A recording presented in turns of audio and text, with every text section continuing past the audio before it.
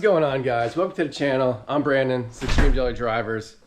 Awesome video today. This one's all about lighting on the Jeep Commander. Today we're going to be installing some backup / chase lights, and then I'm going to go over all the lighting that I've done to the vehicle because I think I'm finally finished with it. So this is what we're installing today. Diode Dynamic C2 Stage Series. These things are rad because not only are they going to work as backup lights for us, but they are also going to work as chase lights. You get these in a whole bunch of different colors as far as chase lights go. I went with the typical amber, and inside the box you don't get much. You get the lights. You get the lights and some generic kind of mounting brackets. Here we go. Check them out. You need to get a harness. I guess you could make your own. Diode Dynamics sells this awesome one. I think that's the part number. I can't remember. I actually bought this in June on a Labor Day sale or Memorial Day sale that they had. I've had this for months and months, haven't installed it, but today it's finally going in. All right, so let's get started with the easiest thing first, and that is mounting up these lights. These lights mount up pretty straightforward. Bolt goes through the bottom of them, and a 13mm nut goes on the bottom. These are really universal lights. They're not made for the Jeep Commander, so they can go really anywhere. My Smitty built roof rack has 2 mounting locations, so I went ahead and used those. There is a little finicky bolt on these lights. It's kind of a pain in the butt. I'm using a special set of pliers here and an Allen wrench to tighten it down. Once you get it tight, it's fine. It's just kind of a pain to tighten it. And once you get them mounted, check them out. Make sure they look nice. Alright, so the lights are mounted, and now we got to deal with this harness. This harness is actually killer impressive. One of the nicest wiring harnesses I've ever worked with. It is incredibly long. So here I'm kind of untangling it, laying it out, making sure that it's going to reach. It has to go from the rear of the vehicle all the way to the front of the vehicle. Plenty of room. So now I'm going ahead and kind of getting it organized. We got to get it up on the top of the roof rack and start with the lights and then work our way down. So these lights come in this great connector that looks totally waterproof, super easy to install. Slide it back in there until it clicks, and then once you install the one light, go on to the next. Now you got to figure out how you're going to run your harness because there's a lot of harness to run, man. So what I did is I decided I'm going to pull off the plastic that's on the back of the Commander that runs up along the side. There are 2 pins you remove, and then the plastic kind of snaps in. Pull on it gently until it gets removed. If you have the handles, they work kind of the same way in removal. And then the tail lights, same thing, 2 pins, gently pull on the tail light. We're going to have to access the reverse lights. That's how these things are going to be triggered. So once you get the light pulled away from the vehicle, just kind of set it down. It should stay up there. So you have access to the wiring. Now I'm showing you here where I'm planning on running the wires. Down this cavity here, and then into a hole that I drilled when I did my CV installation. If I pull back this little bit of kill mat, you'll see the hole there. And that hole is actually pretty big, but not big enough. There's no way I'm going to be able to run that stuff through there. So we're going to have to do what no one ever wants to do, and that's cut this harness in half. Yeah, man. Measure out some, and then give it a good slice. Alright, now that the harness is in 2 pieces, I can feed the part that's actually leading to the lights right now into the car, and then I can go inside and remove the cup holder thing, reach your arm in there, and you'll be able to find the other end of the harness and then pull it through.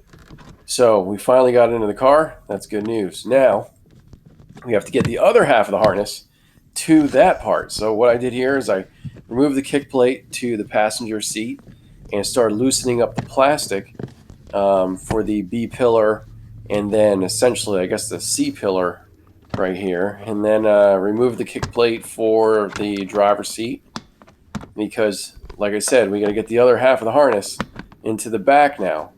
So I'm going to work from the front to the back as I pull apart this plastic. Put my extra long zip tie through there, taped the front of the harness, pulled it through, and now I can feed it through the C-pillar plastic, whatever you want to call that, passenger seat kick panel back there and get it into the cup holder area for what would be the third row seating. And then I can go ahead and make my connections. So you guys know I love these solderless splicers here.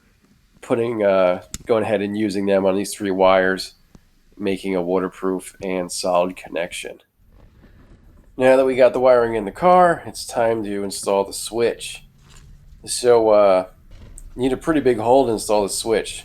And I picked this spot right here. Previous owner had made a hole there. I just made it a lot bigger. And then pulled the wires through to the switch, made the connection, pushed the switch into my new hole, and then reinstalled the cubby. And I tell you what, man, it's a great place for a switch. Turned out pretty sick.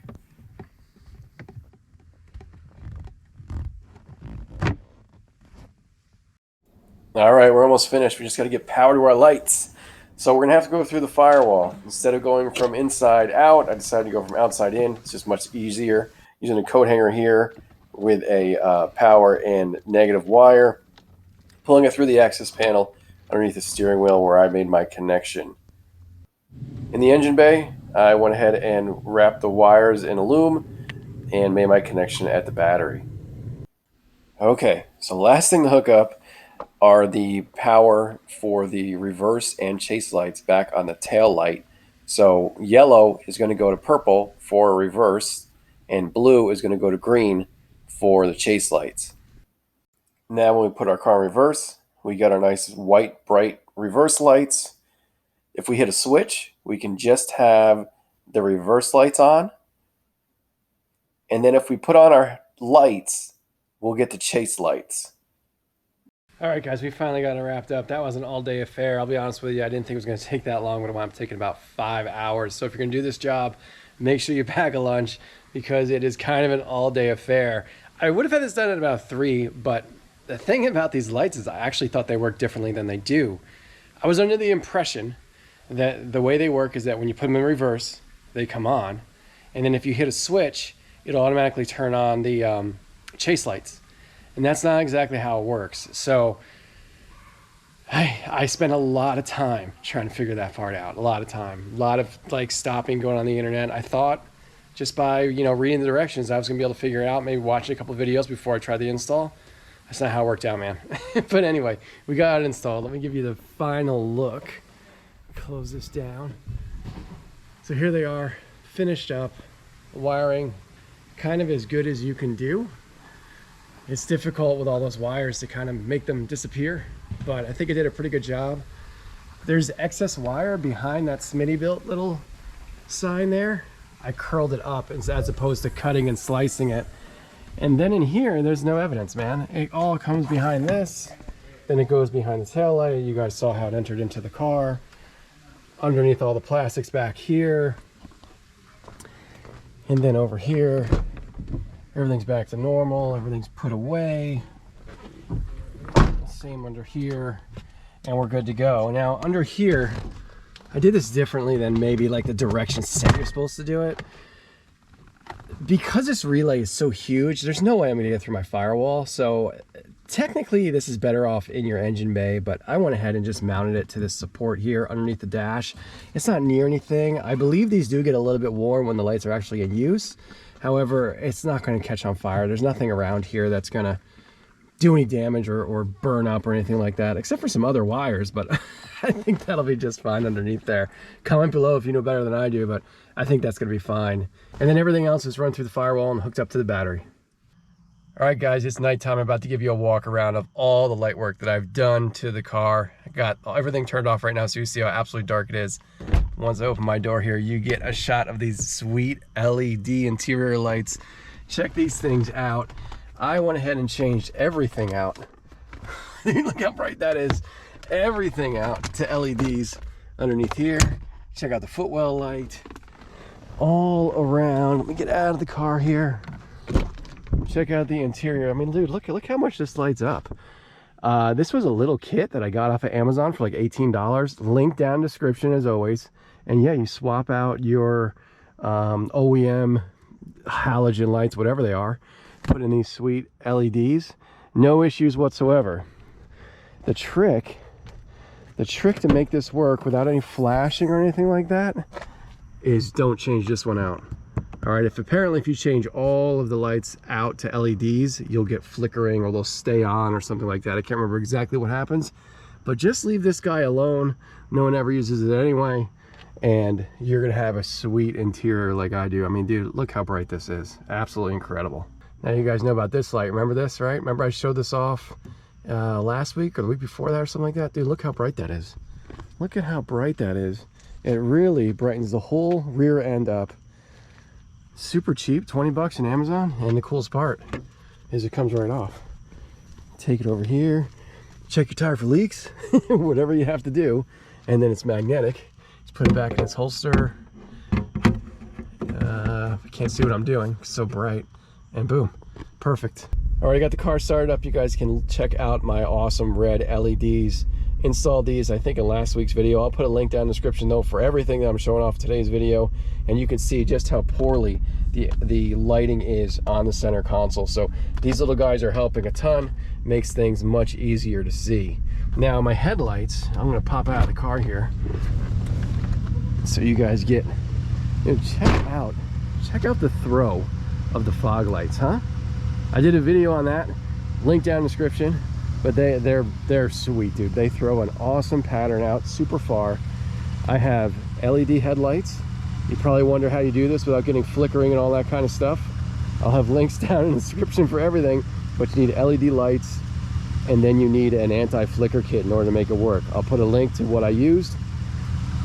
Here's a head-on shot. You can see my grill lights. I did that in a video a couple weeks ago. They turned out sick. And I'm gonna walk around the back here so you guys can see my tail lights, which I did a video on not that long ago, right? Because I got new tinted tail lights.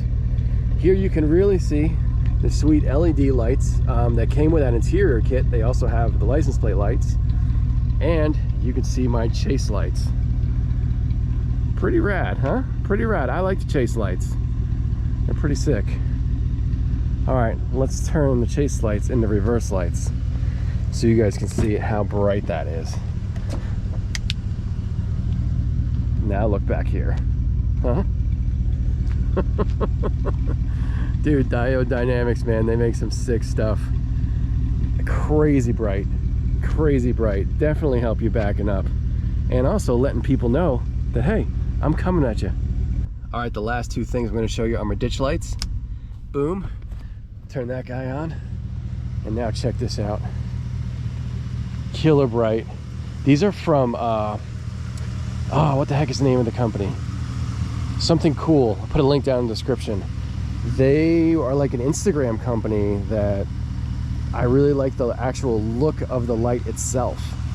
So I took a chance. I got them on a deal. I've had them in the car for a year. They work flawlessly. They look awesome. And they're killer bright. I mean, look at this throw. But this is nothing, because we're about to go full anarchy here. Once we click this here, boom, now we can see for days. Dude, look at that. We're seeing all the way in the woods. I'm probably gonna get the police called on me here in about a minute. But check out the KC lighting.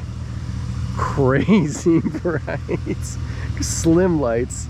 4 of them. And I will say this, the KC harness is total trash, but their lights are phenomenal. And dude, this isn't even the full thing. If you take those amber guards off and just go straight white, it is ridiculously bright. It's crazy. So I recommend the guards because it keeps the lights safe, and they are expensive. I think it was like $700 for 4 of them. But they're crazy bright and they look super rad. And this KC, you know, it's gonna last forever. So yeah, man, this is the Commander in full-blown crazy light up the night mode. Let me know what you think down in the comments. So that's gonna do it for this one, guys. Make sure you like, make sure you subscribe. Let me know down in the comments, what do you think about all the lighting I've done to the car. One thing I want to mention is that the Diode Dynamic SS2s that I installed, they actually come in a whole bunch of different patterns. I wound up getting the flood pattern because that seemed to be better for backup lighting, but you can also get them in spot and flood combos. So A lot of cool features. Link down in the description down for everything as always. Thanks so much for watching. We'll see you next time. Later.